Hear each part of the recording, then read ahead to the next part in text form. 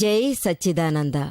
మీ అందరిలోనూ కొలువై ఉన్న పరమాత్మకు నా భక్తిపూర్వక నమస్సుమాంజలి, నమస్సుమాంజలి, నమస్సుమాంజలి.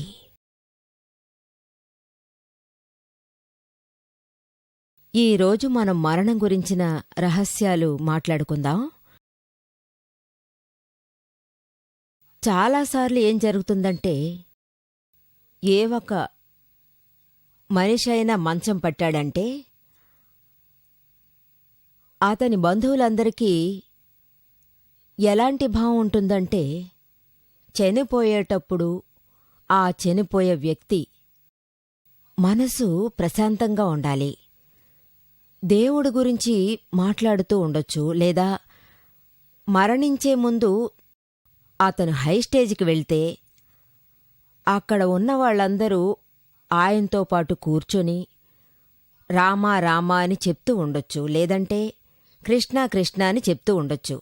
కొందరు తెలిస్తే మహావీరుని శ్లోకాలు కూడా పాడొచ్చు, రామజపాన్ని చేస్తూ ఉండొచ్చు, లేదా ఓంకార మంత్రాన్ని పలుకుతుండొచ్చు. అప్పుడు ఆ చనిపోయే వ్యక్తి చనిపోయిన తర్వాత ఆయన ఆత్మ సంతోషంగా ప్రశాంతంగా ఉండాలి, అశుభస్థితి నుంచి ప్రశాంత స్థితికి వస్తుంది.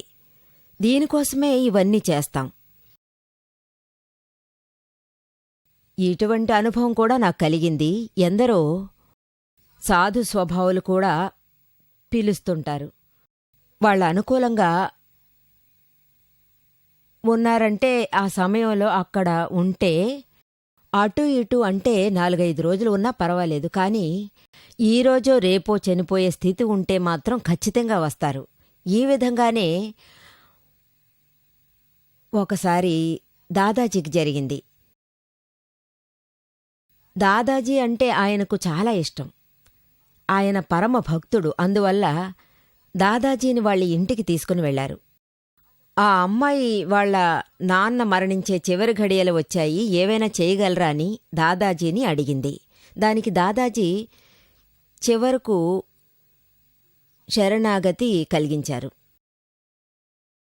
మరణించేటప్పుడు పరమాత్ముని శరణాగతిని పొందారంటే ఆ సమయంలో మనసుకెంతో శాంతి కలుగుతుంది. ఇప్పుడు అసలు ఏం జరుగుతుందంటే, మరణం తర్వాత ఇక మీదట నాకేం జరుగుతుంది, నేనెక్కడికి వెళ్తాను, ఇటువంటి భావాలతో అది అంతమవుతుంది. ఇటువంటి శక్తివంతమైన సాధువులు లేరంటే, ఎవరైనా మహాత్ములు కుదిరారంటే దీని ద్వారా కావలసిన ఆధారాలుంటాయి. మరణించబోయే వారి పరిస్థితి చాలా మారిపోతుంది, అలాగే వారికి అది చేంజ్ అయిపోతుంది. దాదాజీ భక్తురాలు దాదాజీని వాళ్ళ నాన్న దగ్గరికి తీసుకుని వెళ్ళింది. దాదాజీ వారికి శరణాగతిని ప్రసాదించాడు. అలాగే నా శరణం పొందారంటే మీ చివరి శ్వాస వదిలినప్పుడు ఖచ్చితంగా నేను అక్కడే ఉంటానని వాళ్లతో చెప్పారు. మీ చేతిని పట్టుకుని మోక్షానికి తీసుకుని వెళ్తాను అన్నారు. ఆయన కోసం ఏ ఏ ప్రార్థనలు పూజలు చేయాలో అవన్నీ చేశారు. తర్వాత వెళ్ళిపోయారు. కానీ తర్వాత ఆ తాత చనిపోయేంత వరకు ఆయన నేను శరణాగతిలోనే ఉంటాను, నాకు నిరంతరం దాదాజీ మొహం కనిపిస్తోందని చెప్పాడు. మనసులో ఎంతో సంతోషంగా ఆనందంగా పులకించిపోతున్నట్టుందని ఆయన చెప్పాడు. ఈ విధంగా ఆయన ఎంతో మందికి శరణాగతిని ప్రసాదించారు. కానీ ఈ విధమైనటువంటి ప్రత్యక్ష కాంతి కుదరడం చాలా కష్టమైనది.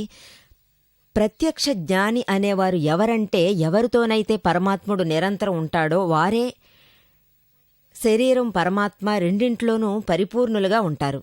అటువంటి జ్ఞానులు 1000 సంవత్సరాలకి ఒకరు మాత్రమే ఉంటారు.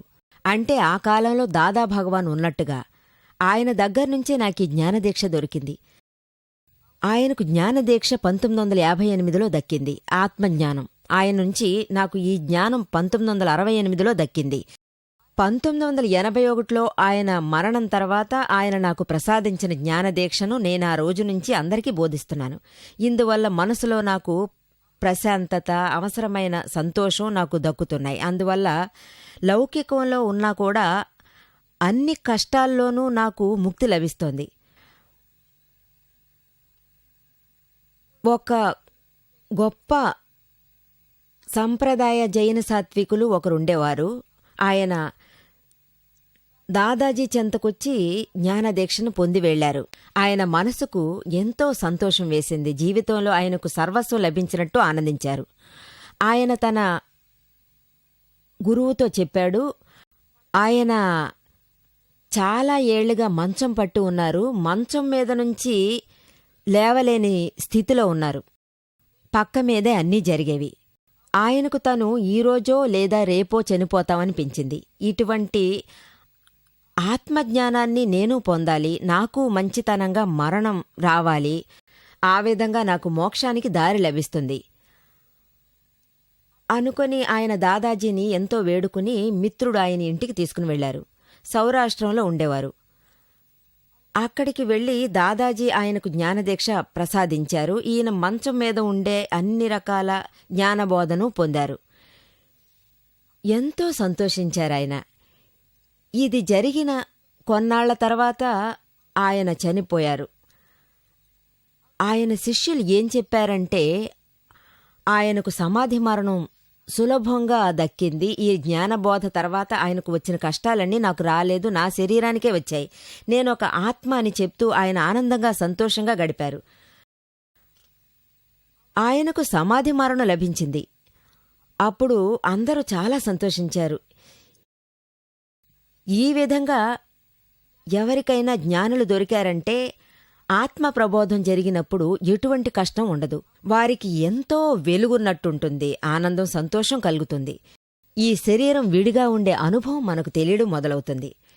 వేదజ్ఞానం ఎంతో ఉన్నతమైన విషయం. మనిషి వేదనకి ఈ వేదజ్ఞానం ప్రత్యక్షమైందంటే ఆత్మ శరీరం వేరువేరుగా అనుభవం కలుగుతుంది. అందుకని దీని తర్వాత దీన్నెలా ప్రాప్తి పొందాలనే అభిప్రాయం ఎప్పటికీ ఉండదు. తరువాత అన్నీ పూర్ణాహుతి అవుతూ ఉంటాయి. ఈ విధంగా జ్ఞానుల నుంచి జ్ఞానదీక్ష పొందడానికి ఎంతో గొప్ప పుణ్యం చేసుకుని ఉండాలి. బయట అందరూ ఉండొచ్చు, కానీ లోపల మనం అనుకున్నట్టు ఏదీ దక్కలేదు. అందుకని మనకు జ్ఞానులకు కలుసుకునే భాగ్యం లభించిందంటే ఎలాంటి విషయమైనా ఖచ్చితంగా పరిష్కారమవుతుంది. దాదాజీ మరణించిన తర్వాత సుమారు 15 మంది శిష్యులు వచ్చారు. వారందరూ నన్ను పిలిచారు. నా దగ్గరకొచ్చి ఏం చెప్పారంటే, మాకు ఇటువంటి జ్ఞానదీక్షని బోధించమని అడిగారు. మాకు అన్నీ ఉన్నాయి, కానీ మాకు శాస్త్రజ్ఞానం లేదు, అనుభవ జ్ఞానం లేదు. అదే మా దగ్గర లేవు. అందువల్ల మాకు జ్ఞానాన్ని బోధించమని అడిగారు. ఆయన శిష్యులందరికీ జ్ఞానదీక్ష ప్రసాదించారు. అప్పుడు అందరూ ఎంతో సంతోషించారు. ప్రాణాలు విడిచేటప్పుడు ఆయన శుద్ధాత్మ ఏది జరుగుతుందో అది నా శరీరానికే జరుగుతుందని చెప్పారు. ఈ సమాధిలోనే ఆయన మరణాన్ని పొందారు. నిజం చెప్పాలంటే ఆయనకంత వయసే లేదు, మధ్య వయస్కుడైన. సడన్గా ఆయనకి ఏదో జబ్బొచ్చి చనిపోయారు. ఆయన్ని చూడగానే అందరికీ ఎలాగా జ్ఞానదీక్ష ప్రసాదించేవారు కదా అనుకున్నారు. ఆయన మరణించే సమయంలో ఆత్మలోనే స్థిరంగా ఉన్నారు. అందుకని ఆయన మొహంలో కొంచెమైనా వేదన కనిపించలేదు, ఎటువంటి దిగులు లేదు. ఈ విధంగా మరణం ఏర్పడింది. నేను ఎంతో మందిని చూశాను. జ్ఞానదీక్షను పొందిన తర్వాత సమాధి మరణం లభించింది. సమాధి మరణం అంటే ఏంటంటే, ఈ ఆత్మ మరణం తర్వాత జన్మలుగా ఉంటుంది, పుట్టుక లేకుండా ఉంటుంది. 1, 2 లేదంటే 1, 2 జన్మల్లోనే వారికి మోక్షం అనేది దక్కుతుంది. మోక్షానికి వెళ్తారు వారు. నాకు ఈ సమయంలో ఒక విషయం జ్ఞాపకం వస్తోంది. జైన సంప్రదాయంలో సంతార అంటే కొన్ని సమయాల్లో ప్రజలు కోరికల వల్ల అన్నదానం, నీటి దానం అన్నీ చేస్తుంటారు. అందువల్ల వాళ్ళు కేవలం ధర్మగుణం వల్లనే తమ మిగతా జీవితాన్ని వాళ్ళు ముగించేస్తారు. ఆ తర్వాత కొన్నాళ్లకి చనిపోతారు. కాని మరణించే వరకు వారి మనసులో ఉన్న మార్పులు ధర్మ మార్గంలోనే ఉంటాయి. ఈ స్థితిలో ఈ సాంప్రదాయంలో ధార్మిక విషయాలకు సంబంధించిన విధాలున్నాయి. ఇటువంటి ప్రజలు ఎందరో ఉన్నారు. అందువలన 2-3 సార్లు ఇలాగే జరిగింది. అది ఏంటంటే, ఎవరో కొందరు ఈ సంప్రదాయంలో దిగారు. అప్పుడు నన్ను పిలుచుకుని వెళ్లారు. మీరు ఆశీర్వదించి జ్ఞానదీక్ష ప్రసాదించమని అడిగారు. అప్పుడే వారి మరణ సమయం ప్రశాంతంగా ఉంటుంది. ఆత్మధ్యాసలోనే ఉండి మరణిస్తారు. సక్రమంగా మరణం సంభవిస్తుంది. ఒకసారి నేను సౌత్ ఇండియాకు వెళ్ళాను. అక్కడ ఒక అమ్మ ఈ సాంప్రదాయాన్ని పుచ్చుకుంది. ఆవిడ దగ్గరికి నన్ను తీసుకుని వెళ్లారు. నేను ప్రార్థించాను. ఆత్మజ్ఞానంలోనే మరణించే మార్గాన్ని ఉపదేశించొచ్చాను. ఆ అమ్మ చివరి వరకు ఆత్మజ్ఞానంలోనే ఉండి చనిపోయింది. ఒకసారి ఇంకొకరికి కూడా ఇలాగే జరిగింది. ఆ అమ్మ కూడా అదే సంప్రదాయాన్ని పాటిస్తుండేది. ఆవిడ చివరి ఘడియల రోజులు జరుగుతూ ఉన్నాయి. నన్ను అక్కడికి తీసుకుని వెళ్లారు. ఆ అమ్మకు సవ్యంగా అన్నీ బోధించి ఆవిడికి జ్ఞానదీక్షను ప్రసాదించాను. తర్వాత ఆమె కోసం ప్రార్థన జరిపి ఆశీర్వదించి వచ్చాను. ఆ తర్వాత ఆవిడ ఎంతో సంతోషించింది. శరీరం ఆత్మ అనేవి వేరువేరని ఆవిడ తెలుసుకుంది. ఇదే స్థితిలోనే ఆవిడ ప్రాణాలు వదిలింది. అందుకని మరణించే సమయంలో ఈ విధంగా జరిగిందంటే అప్పుడే ఈ దీక్ష చాలా ఉపయోగంగా ఉంటుంది. శ్రీమద్ రాజచంద్ర గురించి ఎంతో గొప్ప విషయం. శ్రీమద్ రాజచంద్రం ఎంతో మహోన్నతమైన జ్ఞానిగా ఉండేవారు. సౌరాష్ట్రంలో జరిగింది. ఇప్పటికి సుమారు 125 ఏళ్ల క్రితం. కాని ఆయన బోధనలు, జ్ఞానాలు, తత్వాలు ఈరోజుకి వేలాది మందికి అవి మార్గదర్శకంగా ఉన్నాయి. ఆత్మజ్ఞాన ప్రాప్తి చెందడానికి శ్రీమద్ రాజచంద్రగారి జీవితంలో జరిగిన ఎంత మంచి విషయం. ఆయనకు తెలిసిన ఒకరికి జబ్బు చేసి బాగా ముదిరిపోయింది. అందువల్ల ఆయన మనస్సు, చిత్తం, వాక్కు ఈ పరిస్థితుల వల్ల ఏవీ లేకుండా పోయినట్టయింది. ఆయనకు వీలైనంత వరకు ఆయన సహించారు. ఆయన ఏమీ చేయలేకపోతున్నారు. ఒక్కరోజు కూడా ఆయన సహించలేకపోతున్నారు. ఎప్పుడు పరిగెత్తుకుంటూ వెళ్లి బయట నుంచుంటారు. చేతికి ఏది దొరుకుతుందో దాన్ని అలాగే విసిరికొట్టేస్తారు. 7-8 మంది పట్టుకుని నొక్కేస్తేనే ఆయన లొంగుతారు. ఆయనకు ఏర్పడిన ఇటువంటి ఎన్నో ప్రాబ్లమ్స్ వల్ల ఆయన సహించలేకపోతున్నారు. అన్నీ శృతిమించిపోయాయి. మెంటల్ అయినందువలన ఆయనకు ఆ స్థితిలో చాలా మోసంగా ఏర్పడింది. శ్రీ రాజచంద్రన్ ఆయన పరిస్థితిని విని ఆయన్ని చూడ్డానికి వెళ్లారు. ఆయన అతని తల మీద చెయ్యి వేశారు. ఆయనకు అభయమిచ్చాడు. పరమాత్మ శరణాన్ని ప్రసాదించారు. మోక్షానికి వెళ్లే దారిని స్పష్టంగా బోధించారు. బోధించి 5 నిమిషాలు కూడా అయ్యుండదు. అలాగే ఆయన ప్రశాంతంగా ఉండిపోయారు. ఆయన ఒకేసారి ప్రశాంతమయ్యారు. ఉన్నపళంగా నయమైంది. ఆయనకెలా నయమైందనేది ఎవరికీ తెలీదు. ఇది ఒక మిరాకల్ అని మనం అనుకోవచ్చు. ఈ విధంగా ఉండి ఉండి ఆయన కొన్నాళ్లు గడిచాక సంతోషంగా చనిపోయారు. జ్ఞానుల నుంచి ఇలా శరణాగతి పొందితే ప్రత్యక్షంగా వాళ్ల విషయమే ప్రత్యేకమైనది. మన ముందే వాళ్ల పరిస్థితి చక్కబడిపోయింది. ఒకవేళ బయట ఎలాంటి మార్పు లేకుండా ఉండొచ్చు. ఈ విషయం అందరి దగ్గర ఖచ్చితంగా ఉండదు. జ్ఞానులకు మాత్రమే ఉంటుంది. శ్రీ రాజచంద్రమూర్తి గారి ఎన్నో శక్తుల్లో ఇది కూడా ఒకటి. ఇది అందరికీ వీలయ్యేదేం కాదు. జ్ఞానులు సహజంగా అందరి పరిస్థితులను మార్చగలరు. ఈ విధంగా చాలాసార్లు జరిగింది. ఒకసారి దాదాజీ దగ్గరికి చాలామంది వచ్చారు. వాళ్ళు దాదాజీ నుంచి జ్ఞానదీక్ష స్వీకరించి సక్రమంగా తమ జీవితాలను ముగించుకున్నారు. అటువంటి అనుభవమే నాకు ఏర్పడిందని చెప్పొచ్చు. ఒక సోదరి ఎంతో ధర్మాత్మురాలు. ఆవిడ జ్ఞానదీక్ష స్వీకరించింది. ఆవిడకు ఆత్మజ్ఞానం ప్రసాదించబడింది. ఆవిడకు క్యాన్సర్ అని తెలిసింది. ఆవిడ మనసులో కొంచెం కూడా దిగులు లేదు. దీని గురించి ఆవిడ కొంచెం కూడా వేదనే పడలేదు. ఇదంతా శరీరానికే, నాకేముందనేది.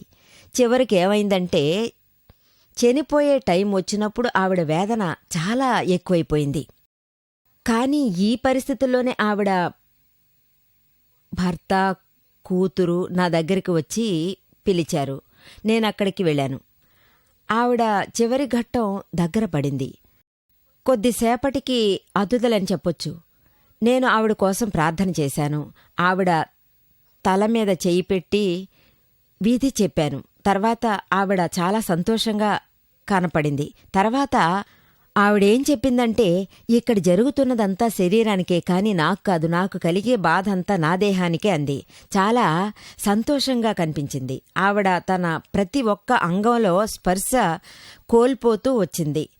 ప్రతి ఒక్క భాగం గురించి చెప్తూనే ఉంది. నా కాళ్లకుండే స్పర్శ జ్ఞానం పోయింది. శరీర పైభాగాన స్పర్శ జ్ఞానం పోయింది. 2 చేతులు కూడా స్పర్శ జ్ఞానం పోయిందని చెప్పింది. చివరకు ఆవిడ మాట్లాడలేకపోయింది. అన్నీ కనుసైగలతోనే చెప్పేది. నేను లోపలికి వెళ్ళిపోతున్నాను. ఇప్పుడు నేను ఆత్మజ్ఞానంలో ఉన్నాను. ఈ విధంగా చెప్తూనే ఆవిడ తన చివరి శ్వాస వదిలేసింది. ఆవిడ దేహమే అక్కడుంది. ఆవిడ ఆత్మ మోక్షం కోసం ప్రయాణం సాగించింది. ఎన్నో ఈ విధంగా జరిగాయి. ఇది మాత్రమే కాదు, చాలా ఉన్నాయి. ఇందులో ఆత్మజ్ఞానం తర్వాత మరణం అనేది మరణంగా తెలియడం లేదు. అంటే ఏదో మార్పు జరిగినట్టుంది. ఇంకా చాలా చోట్ల వేరే విధంగా కూడా జరిగింది. ఈ జ్ఞానదీక్ష స్వీకరించిన తర్వాత వారు కోమాలోకి వెళ్లారు. శరీరాన్ని అందరూ ఏదో ఒక రోజు వదిలేయక తప్పదు. ఖచ్చితంగా దాన్ని మనం మార్చడం వీలు కాదు. ఖచ్చితంగా ఎవరి వల్ల కాదు.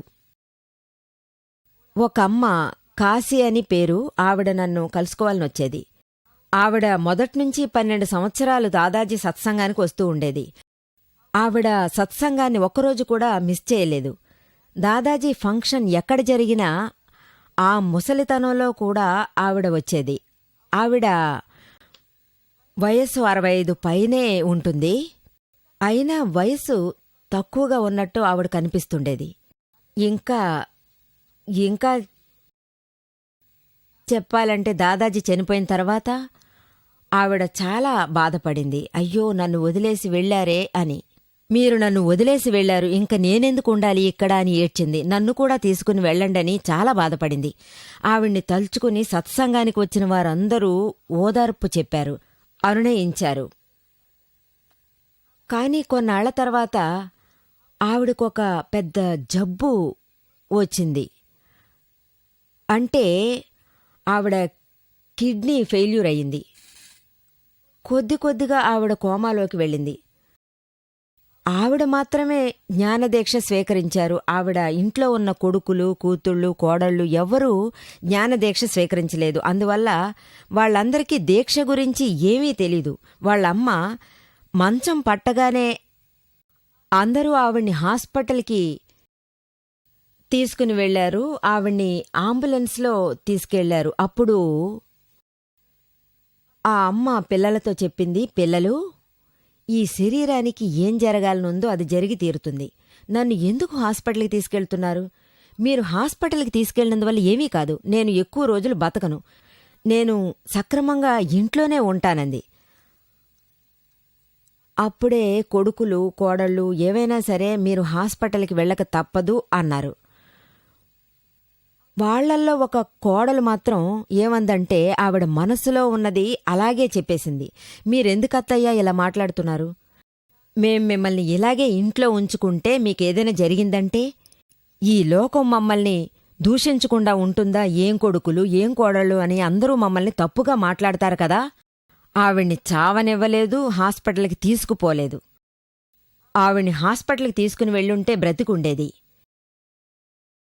ఎలాగైనా మిమ్మల్ని మేం హాస్పిటల్కి తీసుకుని వెళ్తాం అంది. వెంటనే ఆవిడ, మీరు నా శరీరాన్ని ఏం చేయాలనుకుంటున్నారో చేసుకోండి. ఆ తర్వాత ఆవిడ్ని అంబులెన్స్లో తీసుకుని వెళ్లారు. అప్పుడు వాళ్ళు ఏం చెప్పారంటే, మీరు తీసుకుని వెళ్లాలనుకుంటే తీసుకుని వెళ్ళండి, ఎలాగూ ఆవిడ చనిపోదు, ఎందుకంటే నేనింతవరకు చావడానికి సంతకం చేయలేదు అనంది. మీరు సంతకం చేసుకోండి. సంతకం అంటే అమ్మకు ఏం చెప్పాలనేది పిల్లలకు ఖచ్చితంగా ఏమీ అర్థం కాలేదు. దాదాజీ ఒక సిద్ధాంత విషయాన్ని చెప్పారు, అందరికీ చెప్పారు. మన మరణం కోసం సంతకం పెడితేనే మరణం సంభవిస్తుంది, లేదంటే మరణం రాదు. దీని గురించి నేను వివరంగా తర్వాత చెప్తాను. ఆ అమ్మను హాస్పిటల్కి తీసుకుని వెళ్లారు. ఆవిడ్ని అక్కడ ఐసీయూలో పెట్టారు. తర్వాత వాళ్లను రమ్మని చెప్పి వాళ్ళని పిలిచారు. ఈవిడ కోమాలోకి వెళుతోంది, ఈవిడకు కొంచెం చెప్పండి. ఈవిడ చివరి నిమిషంలో కూడా భగవాన్ భగవాన్ అని పలుకుతూ ఉంది. ఈవిడ మరణం చెడిపోయింది. అప్పుడే మేం వెళ్ళాం. దిగులు పడకండి. ఎవరికి ఆత్మజ్ఞానం ఉందో వారికి శరీరంలోని ప్రాబ్లం ఏది శరీరంలో ఉండనివ్వదు. అందుకనే ఆత్మలోనే మీరుండొచ్చు. ఆ తర్వాత ఆవిడ తల మీద చెయ్యి పెట్టి ఆవిడకు విధి చెప్పి, నేను శుద్ధాత్మ శుద్ధాత్మ అని ఆవిడ్ని పలికించాను. ఆవిడ కోమాలో ఉన్నా నేను శుద్ధాత్మ నేను శుద్ధాత్మ అని గట్టిగా పలుకుతూ ఉంది. కోమాలో ఉండి అరవడం విని హాస్పిటల్లో ఉన్న అందరూ ఏమైందని చూడ్డానికి వచ్చారు. ఆవిడ చివరి ఘట్టం ఆవిడ మానిటర్లోనే ఉంది. ఆవిడ శుద్ధాత్మ శుద్ధాత్మ అని చెప్పేటప్పుడు మానిటర్ నార్మల్లోనే ఉంది. ఆవిడ మాట్లాడకుండా ఉన్నప్పుడు అన్ని వేవ్స్ ఎక్సైట్ అవుతున్నాయి. అక్కడున్న అందరూ దిగులు పడ్డం ఆరంభించారు. ఇది ముందు ఆపండి.